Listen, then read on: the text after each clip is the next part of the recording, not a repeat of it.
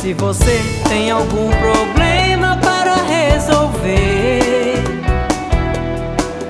acredite, tem alguém que cuida disso pra você.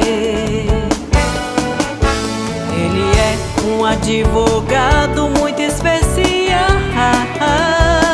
Ele não te explora e é combatente do mal.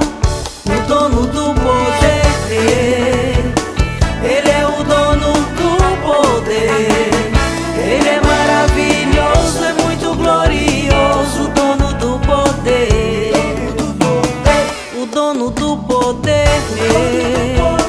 Jesus é o dono do poder.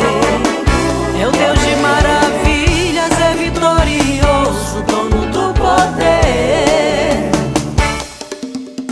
Muitas vezes você pensa que ele nunca te vê. É engano seu, ele se importa muito com você.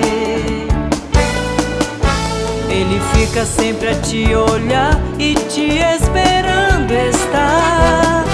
É só você confessar que ele é o dono do poder. O dono do poder, ele é o dono do poder.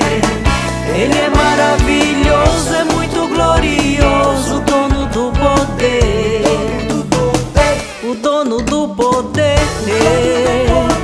Jesus é o dono do poder. É o Deus de maravilhas, é vitorioso, dono do poder.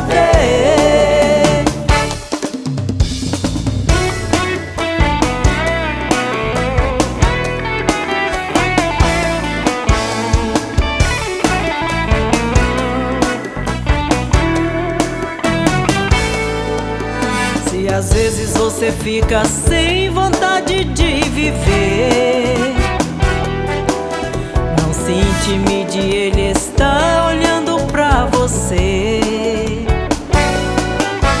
Basta só você se chegar e pedir da sua graça. Ele é mistério e pode tudo transformar. Por quê?